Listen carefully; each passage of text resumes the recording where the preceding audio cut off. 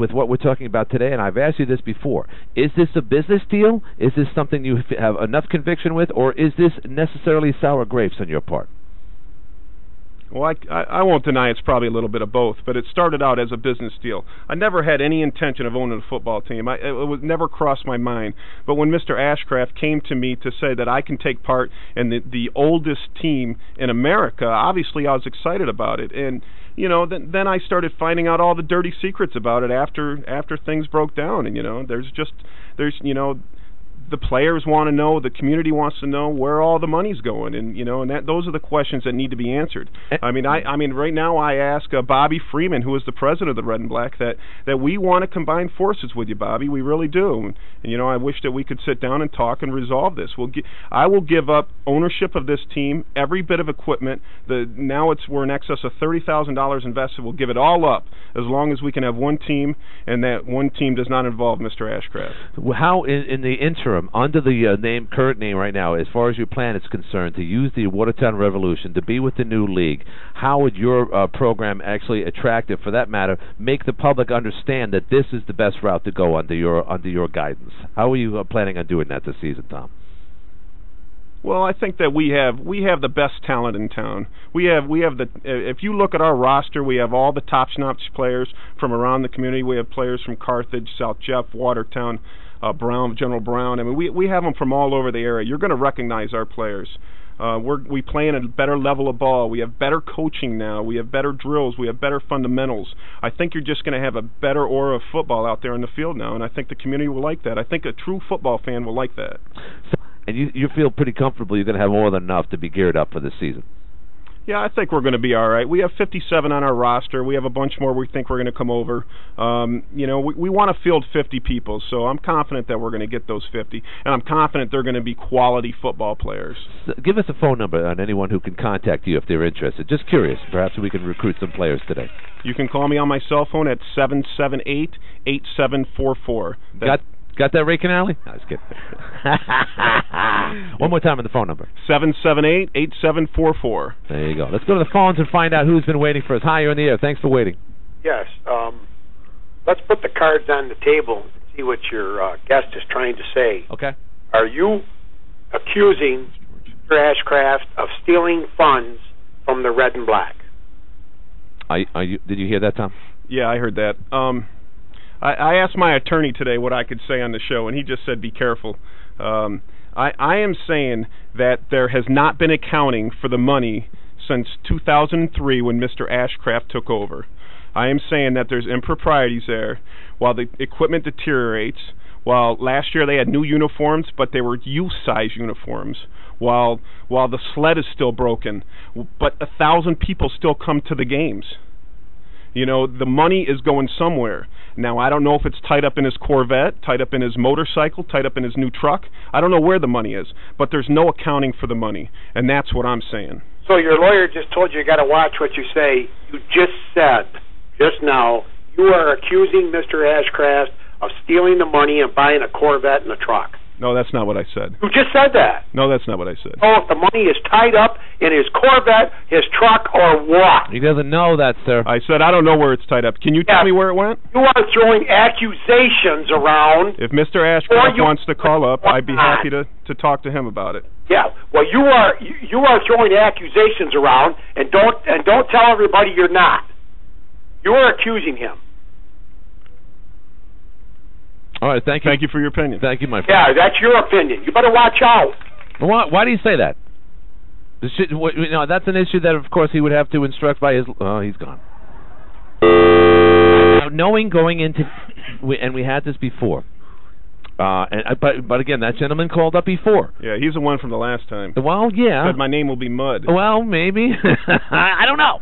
All I can say is that this is a heated issue over something that, for whichever reason, has gotten to this point. So obviously, two teams for a reason. You want to consolidate it, coming back to one team under one name that's been established since when, 1896, somewhere thereabouts? Yes. And that's honorable, but yet there is some type of mudslinging going on here. We see that, not for political reasons.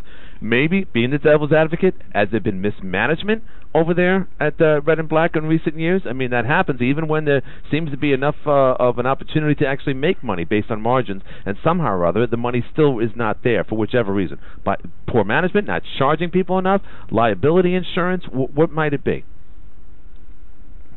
I really don't know the answer to that. I would like to know the answer to that. I'd like to see a full accounting of what's going on there, and a lot of the players that came over would like to see a full accounting. They just, actually, I shouldn't have said that. The players just want to play football. Right. That's all they want to do. They just want to play football. So, we're providing an environment, and with the Revolution, to play football. We wish there was only one team in town, though. And if we could just at least address one big powwow where there was a big meeting amongst perhaps yourself and other members and coaches of the team, could you reflect on that, or is that something we could talk about today? That was kind of the turning point in all this. You know what I'm talking about now?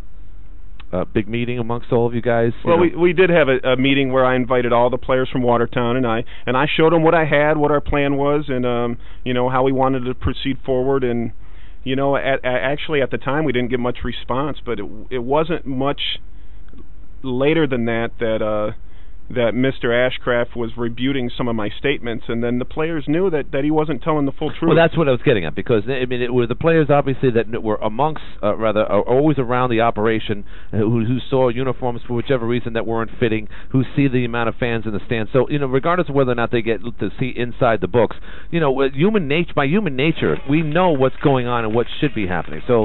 And for all of them, not all of them, of course, but a good deal of them, to make that decision, to walk away from one to the other, I would dare say that meeting might have been the culmination, if not the turning point in all of this, to where you are today. I mean, you can't have a team unless you have players, and you actually got players from the other guys, as if you're Citizen Kane from the movie. You just took them from the Times and brought them over to the Post, and you make you make a better team in the process. So they came over for a reason. Is what I'm saying. Yeah, but I don't think the reason is me. I don't think they're following me. I don't know much about football at all. I'm trying to regain my youth by hitting with these guys, but I don't know much about football. They came over because they knew what was going on. When George Ashcraft says we didn't have a deal, and the players knew we had a deal, that's why they changed sides. So they saw that there was something wrong there, and that they perhaps made the decision based on that information. Absolutely. Gotcha. Let's go to the phones. Thanks for waiting. Can I help you? Hey, Glenn, what's going on? What's happening? I think from the last time your guest was on, did we ever determine, does Red and Black operate under a corporation, or is it operate under a non-profit? It's a non-profit corporation. Then it should be easily obtainable. I mean, non-profits have to keep track of funds. And when we started the deal in 2007, the whole premise was that they wanted to get rid of the corporation because they hadn't filed any financial paperwork since 2003 when it was formed. And I don't know what they've done since then, but up to that point, they hadn't done anything. Because, if it's a corporation, he doesn't have to really give you any accounting of any of the funds that are being spent other than what he's doing for taxes at the end of the year. If he's doing taxes on it, then you got to account to the IRS, and that's the only person he's responsible. If they're operating under a non-fund, there should be a board, and if these kind of questions are being raised, then it's up to the board to say, well, wait a minute. Let's show our hand. If your accusations are flying, I work with a couple of non-profit organizations with Pop Warner football and different stuff around the community. By all means, I know the people that I'm involved with.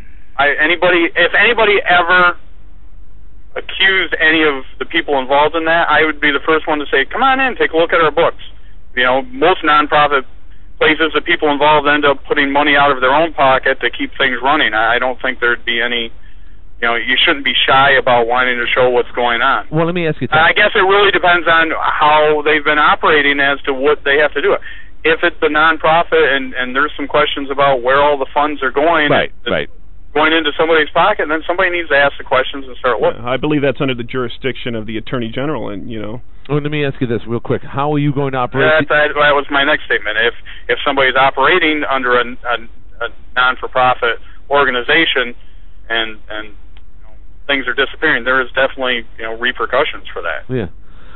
Well, thank you. I think there's people that can answer that question rather than things going back and forth and you know. Right, and hearsay and that, you know. Well, I'd say this. Listen, I invite them to open their books. If they're real and there's no improprieties, I'll go away. But I guarantee you that's not what you're going to find. And I think it does say